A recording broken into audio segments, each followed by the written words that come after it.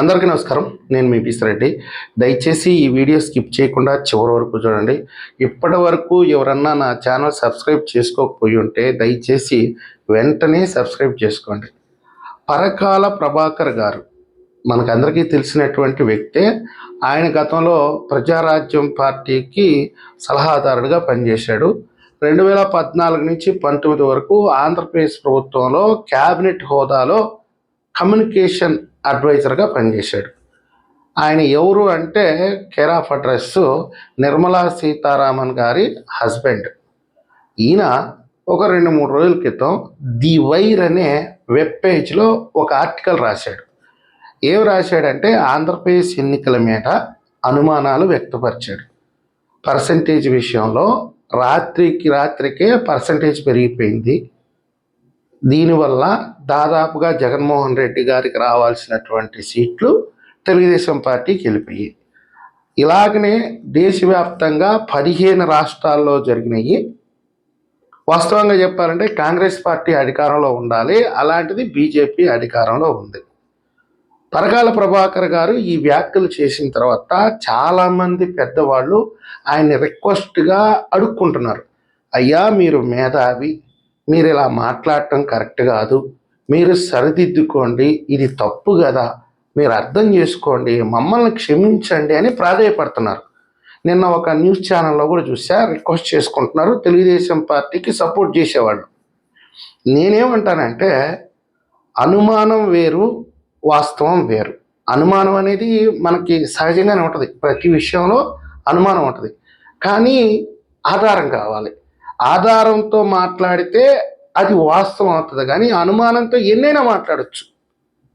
నేను పరకాల ప్రభాకర్ అనే వ్యక్తి 2014 నుంచి 19 వరకు ఆంధ్రప్రదేశ్ ప్రభుత్వ సలహాదారుడిగా పనిచేస్తూ ప్రభుత్వంలో ఏం జరుగుతుంది, తెలుగుదేశం పార్టీ పరంగా ఏం చర్చలు జరుగుతున్నాయి అనే విషయాలని జగన్మోహన్ రెడ్డి గారికి చేరవేశారు అని నేను ఒక అనుమానాన్ని వ్యక్తం చేస్తా, ఆరోపణ చేస్తా.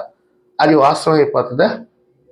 తన సతీమణి ఆర్థిక శాఖ మంత్రి కాబట్టి దేశ ఆర్థిక వ్యవస్థకు సంబంధించి రహస్యాలని విదేశాలకి చేరవేస్తున్నాడు అంట.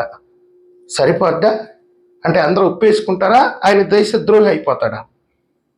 అసలు వాస్తవం ఏంటంటే ది వైర్ అనే వెబ్సైట్ని మే నెల అంటే 2025 మే నెలలో భారత ప్రభుత్వం నిషేధించింది. దాన్ని ఇక్కడ ఎక్కడ కూడా ప్రచురితం కాకూడదు, ఇక్కడ అది ఓపెన్ చేస్తే ఓపెన్ కాకూడదు అని. ఎందుకు దాన్ని బ్యాన్ చేశారంటే ఆపరేషన్ సింధూర్ సమయంలో వాళ్ళు పాకిస్తాన్కి అనుకూలంగా వార్తలు రాశారు. ఇది తెలిస్తే మీరే గాండ్రించి మొహాన వస్తారు. ఎవరైతే ఈరోజు వైర్ అనే దానికి సపోర్ట్గా మాట్లాడుతున్నారో, ఆ ఆర్టికల్కి ఎవరైతే సపోర్ట్గా మాట్లాడుతున్నారో మొహాన వస్తారు వాళ్ళని. వాస్తవం ఇది. కావాలంటే మీరు ఒకసారి గూగుల్లో సెర్చ్ చేసి చూసుకోండి. నేను పరకాల ప్రభాకర్ గారి మీద ఎన్నో అనుమానాలను వ్యక్తం చేసిస్తే వదిలేస్తారండి నన్ను? ఇమ్మీడియట్గా కేసు పెట్టి బొక్కలు వేస్తారు, నీ దగ్గర ఆధారాలు ఏమున్నాయని. పెద్ద మనుషులుగా చలామణి అవుతూ పెద్ద పెద్ద మేధావులుగా గుర్తింపు తెచ్చుకొని ప్రజల నీరాజనాలు పొందుతూ అతి పెద్ద ప్రజాస్వామ్య వ్యవస్థలో, అతి పెద్ద ఎన్నికల వ్యవస్థలో మీరు ఇలాంటి చిల్లర రాజకీయం చేయటం, చిల్లర ఆరోపణ చేయటం ఎంతవరకు కరెక్టు? మామూలుగా అందరూ అంటుంటారు భారతదేశానికి పాకిస్తానో చైనానో శత్రువులు కాదు, భారతదేశంలో ఉండే మేధావులే, అంటే కొంతమంది మేధావులు, నేను అందరిని అనట్లా, కొంతమంది మేధావులే నిజమైన భారతీయ శత్రువులు అంటారు. భారతదేశానికి శత్రువులు ఆ దేశంలోనే ఉన్నారు, వాళ్ళే దేశాన్ని నాశనం చేస్తారు అని. మీ దగ్గర ఏదైనా ఆధారం ఉంటే, మీరు చూపించగలిగినటువంటి సామర్థ్యం ఉంటే ఎన్నికల కమిషన్కి ఒక సవాల్ విసరాలి. మీరు ఈవీఎం తీసుకురండి, నేను ట్యాంపర్ చేస్తాను, నా దగ్గర ట్యాంపర్ చేసేటటువంటి టెక్నాలజీ ఉంది అని చెప్పి సుప్రీంకోర్టుకి వెళ్ళాలి. అదేమీ లేదు, ఏదో ఖాళీగా కూర్చొని ఒక వ్యాసం రాసేస్తే అది పబ్లిష్ అయిపోవాలా? దాని మీద చర్చలు జరగాల.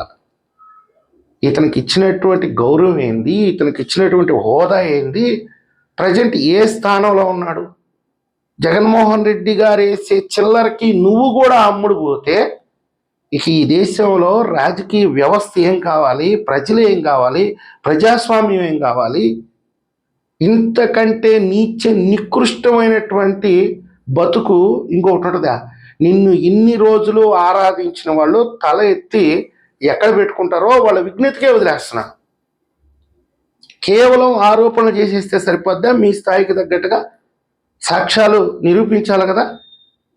మేము ఈరోజు స్పష్టంగా, మాకు కూడా అనుమానం ఉందండి, మా దేశ ఆర్థిక రహస్యాలు మీరు ఇతర దేశాలకి చేరవేస్తున్నారేమో, అందుకే ట్రంప్ అన్నాడేమో భారతదేశం అనేది ఒక డెడ్ ఎకానమీ అని.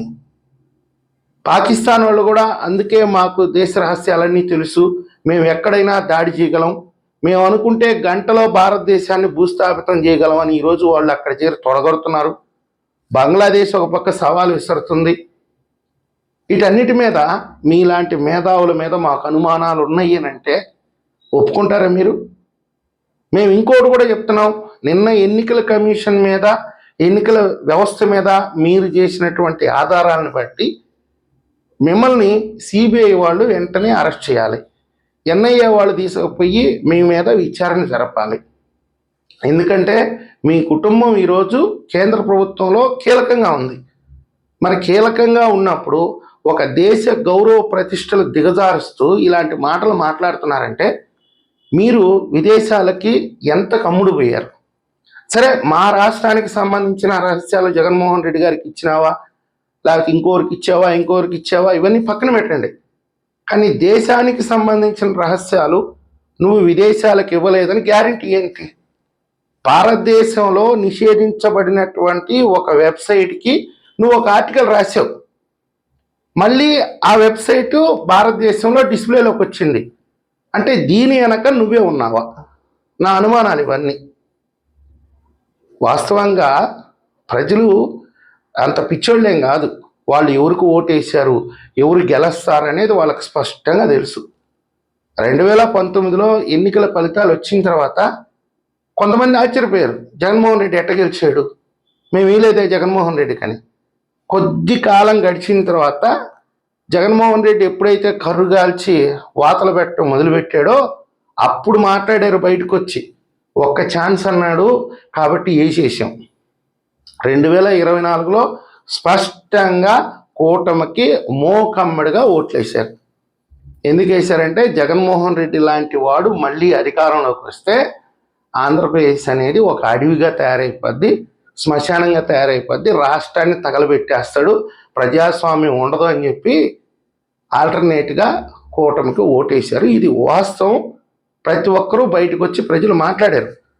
నిజంగానే మీలాంటి వాళ్ళు మాట్లాడుతున్నప్పుడు, మీలాంటి వాళ్ళు ఈవీఎంల మీద, ఎన్నికల ప్రక్రియ మీద అనుమానాలు వ్యక్తం చేస్తున్నప్పుడు ప్రజలకు అలాంటి అనుమానమే కాకుంటే ఈరోజు రోడ్లు ఎక్కి ధర్నాలు చేసేవాళ్ళు. కానీ ప్రజలేం పట్టించుకోవట్లేదే, మీ మాటలు అసలు ప్రజలు ఒక లెక్కలో కూడా తీసుకోవట్లేదే. దాన్ని బట్టే మీరు నోరు మూసుకొని ఇంట్లో కూర్చొని ఉండాలా, సిగ్గు శరం అనేది ఉంటే. కానీ ఇలాంటి ఏవి ఉండవు కాబట్టి 4 యూట్యూబ్ ఛానల్లో ఇంటర్వ్యూస్ తెచ్చుకోవటం, మీరు ఏదో ఒకటి వాగేయటం, వీళ్ళు కుక్క చేతికి కొబ్బరి చెప్పు దొరికినట్టుగా వీళ్ళు వాటిని తిప్పి తిప్పి ప్రచారం చేయటం. దయచేసి మీరు ఈ దేశానికి మంచి చేయకపోయినా పర్లేదు, దేశ ప్రతిష్టను మాత్రం బజారుకు లాక్కండి. మీరు మాట్లాడిన మాటలకి నిజంగానే విలువ ఉంటే, మీరు అంత విలువ కలిగినటువంటి వ్యక్తులే కనుకైతే ఈరోజు చైనాలో, యుఎస్ఏలో, ఇతర దేశాల్లో ఈ విషయం మీద పెద్ద చర్చ జరిగి ఉండేది. కానీ మీ మాటకి విలువ లేదు, మీకు అంత పెద్ద గౌరవం లేదు కాబట్టి ఎవరు పట్టించుకోవాలా. భారతీయ ఎన్నికల్లో ఏంటంటే ఇలాంటి లోపాలు జరిగేది, వీడెవడో తిక్కలో లాగున్నట్టున్నాడు, లేకపోతే వీడికి ఏదో పిచ్చి పెట్టినట్టుంది, ఇట్లా మాట్లాడుతున్నాడు అని అనుకొని ఉంటారు కాబట్టి దాని గురించి ఎక్కడ మాట్లాడట్లేదు, ప్రజలు కూడా ఎక్కడ మాట్లాడట్లా. దయచేసి ఇకనైనా గౌరవంగా బతికేయడానికి కొంచెం ప్రయత్నిస్తారని నేను ఆశిస్తున్నాను. ఈ వీడియో మీకు నచ్చినట్లయితే లైక్ చేయండి, సబ్స్క్రైబ్ చేయండి. ధన్యవాదాలు.